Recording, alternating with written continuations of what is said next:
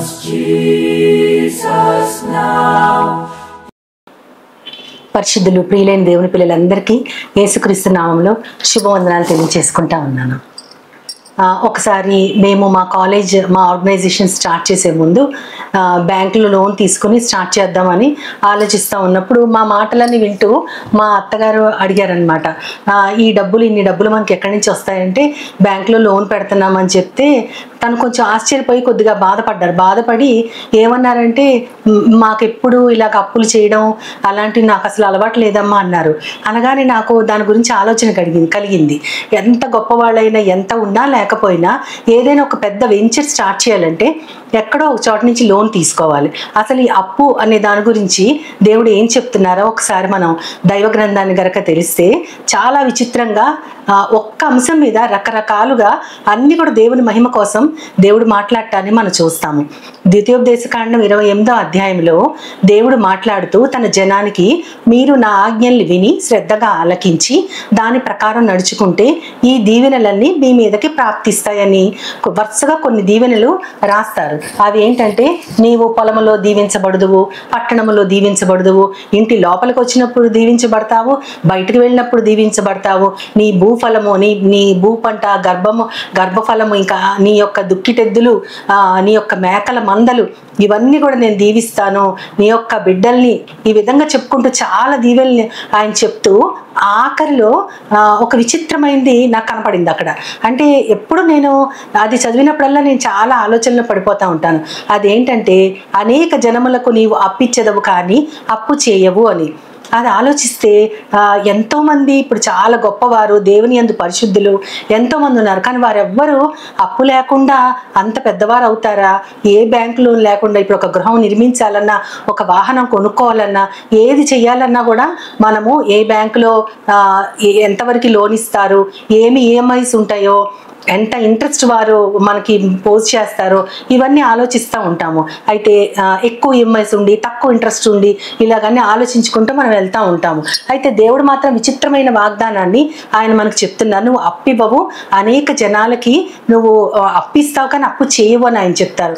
అది ఆలోచించినప్పుడు ఇంకా దేవుడు దీని గురించి ఏం మాట్లాడుతున్నాడు అని ఆలోచించినప్పుడు, ఆయన సృష్టికర్త, ఆయన సమృద్ధి గల దేవుడు, అన్నీ కూడా ఆయన వల్లనే మనకి ప్రాప్తిస్తూ ఉంటాయి.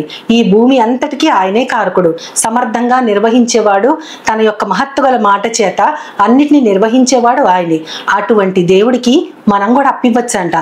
అది చదివినప్పుడు ఎంత విచిత్రంగా ఉంటుందో, దేవుడికి అప్పివ్వడం ఏంటి అని ఆలోచించినప్పుడు సామెతల గ్రంథంలో 19వ అధ్యాయము 17వ వచనంలో, బీదలను కనికరించువాడు యెహోవాకు అప్పిచ్చువాడు అని ఉంటుంది. వాని ఉపకారమునకు దేవుడు ప్రత్యుపకారము చేయును అని ఉంటుంది.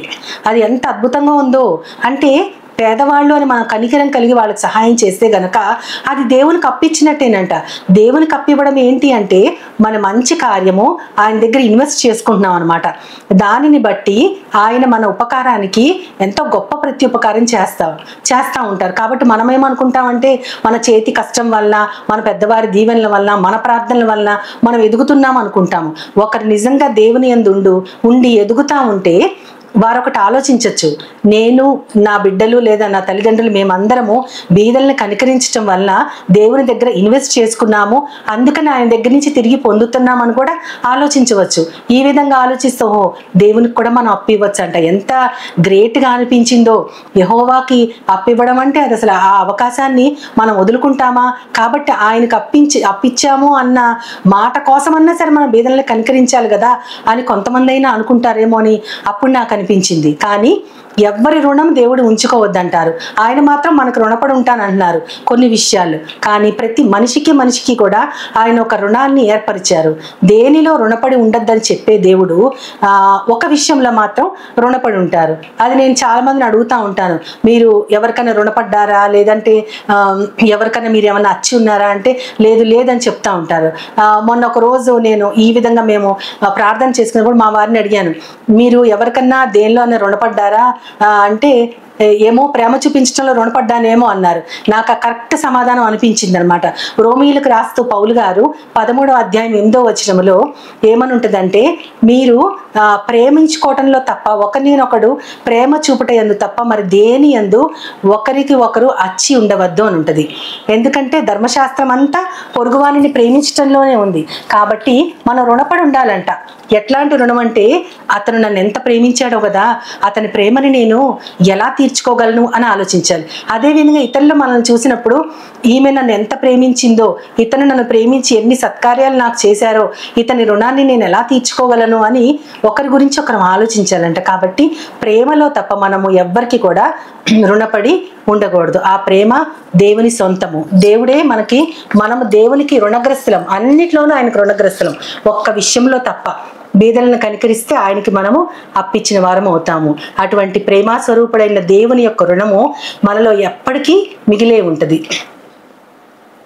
ప్రేమను చూపే నీ గుణం జీవమునిచ్చే సాంత్వనం, మెదిలెను నాలో నీ స్వరం, చూపెను నాకు ఆశ్రయం, నీవే నాకు ప్రభాతము, నాలో సాగే ప్రవాహము, నీవే నాకు అంబరం, నాలో నిండే సంబరం, నాలోన మిగిలే నీ రుణం, నీతోటి సాగే ప్రయాణం.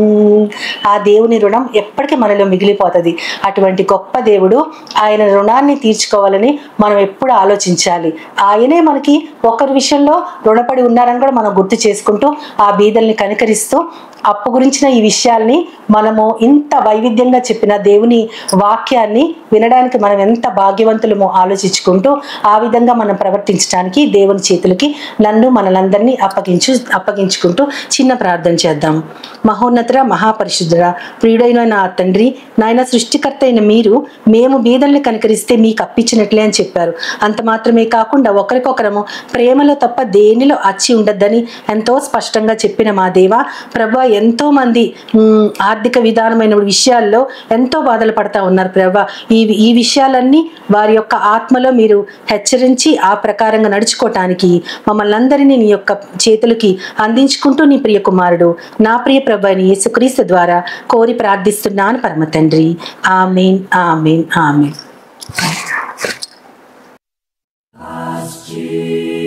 Jesus now, He's always near, with open arms, He's always